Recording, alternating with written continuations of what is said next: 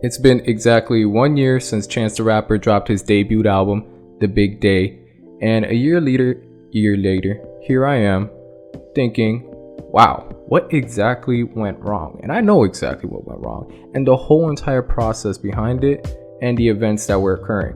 Now, let's go back in time real quick. A year ago today, everyone expected Chance to go number one for the most part. As big as Chance was and still is, it was no contest. The closest person in the race as far as first week, you already know the situation, how I feel about first week numbers. It doesn't tell the whole story. It's not really something to stress. But to have NF be able to jump and beat you to the number one spot was a bit of a smack in the face. First of all, who's NF? And secondly, he outsold Chance, the rapper?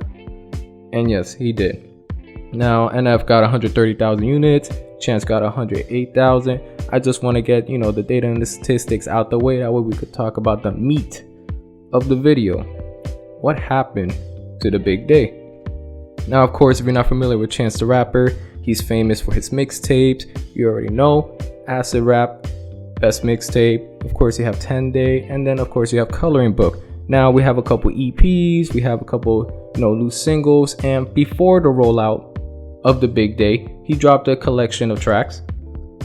Walla Cam, I Might Need Security, Workout, 65th, and Ingleside. Now we got Chance with some good energy, we got good bars, overall just some great tracks. And on the rollout to this, we will hear snippets on Instagram that he will post, some leaks, him and Kanye apparently be on the lab. He's also working on a collab album. Who knows, we might even get a Kanye featured or something. You start thinking about these things that could potentially be on the album. And then here comes the big day, and Chance the Rapper falls flat. Now, there's a couple reasons as to why the big day, for the most part, is mediocre. I'm not gonna sit here and discredit it and say it's complete trash, it's utter garbage, worst album I've ever heard. For the most part, I think that's a bit ridiculous. There's select few tracks that are quality. There's just unfortunately a lot of misses. Now, one of the biggest issues with the album that I feel was just too many tracks, man.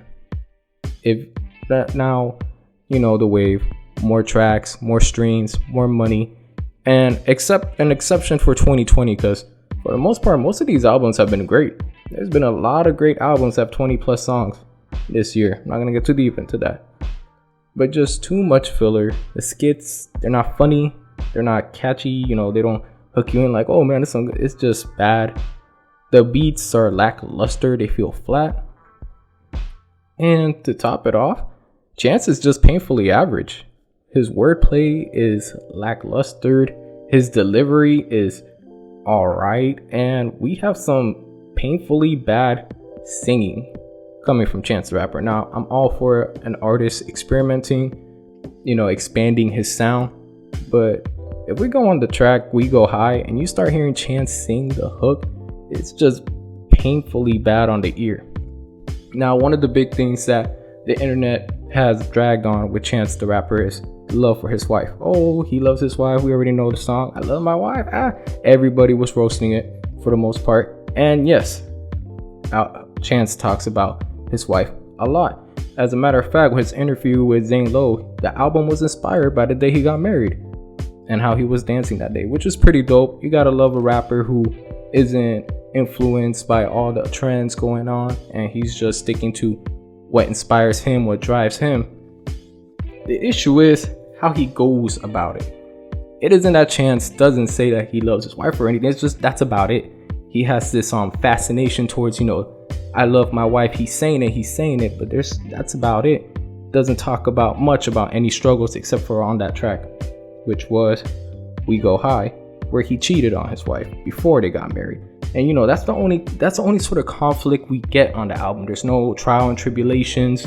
There's no story set up. There's not. Usually Chance is a great storyteller, but in this album, it just feels like he forget about the storytelling, the setup, building the environment. That's when we're hearing the verses, we're mentally just picturing it. It's just, I love my wife. I love my wife. She's the best, so on and so forth. We don't get anything of substance. It just falls flat. And then of course he loves his daughter, loves his family, which is all a dope topic if it was, had a backbone to it. Now, an album like this, I feel albums don't flop this hard or get this bad for a rapper such as Chance. With this thing right here, people that actually tell you the truth. Too many yes men in your circle. I feel when people are in the studio when they were hearing this album, they just went along with it. They bopped their heads and say, yeah. I don't know how many people felt differently, but I feel too many yes men in his circle. And of course, his neglection of criticism. If you ever seen Chance Rapper on Twitter or anybody talk about his music in a negative way, it's just a complete fuck whoever says anything negative. My music's this shit. I don't need to hear your opinion. So I can only imagine whenever he's making his music around his close, crew, friends, family, knowing how he is, and then them being yes men. We have an album that's just, the big day. And then of course the sound sonically, it's just some bad gospel 90s R&B inspired production.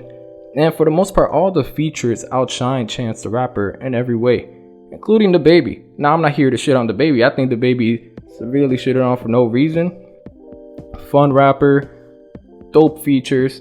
I listen to the baby for the baby. I don't want anything extra. I don't want him to change his flows too crazy. The baby's dope as he is. But even he just is a landslide compared to Chance.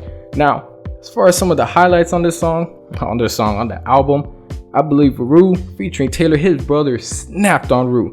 If you have not listened to The Big Day and you have not listened to Rue, right now go on your phone and listen to Taylor Bennett. So he stole the spotlight on this album. If there was one verse or one thing you had to listen to on The Big Day, it's Taylor Bennett's verse on Rue. Aside from that, Handsome with Meg Thee Stallion, that was dope. The Eternal with Smino. I think, what was it, Flossin'? Like hearing Shawn Mendes sing, that was some dope singing there. And then Chance just sort of rapping bad. Yeah, that's something unfortunately I didn't think I would get much from Chance, but yeah, it's just some bad rapping. It was a part where he would just repeating like peanut butter jelly with I don't even know. I don't remember too much or care to remember too much. I got PTSD from listening to this.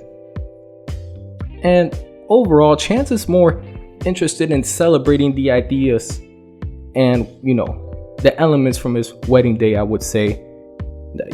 Family, love, his relationship with God is, more focused on loving God, but not really going deep into, like I said, any trials or tribulation or the road to loving God. It's just love God, just right there, straight to the point. So that's my short take on what happened to The Big Day. Of course, I thought the cover art was pretty badass, even though that's like a minor thing. When I first saw that cover art, I'm like, oh, he's not missing with this. You see that cover art right there? You see the disc glowing? He's easily number one spot. We're gonna get some crazy ass fire right here, but that's a small bonus for that. And be expecting more videos dropping consistently. Had to take a little step back. We're gonna get right back to it. Y'all take care. Have a good night.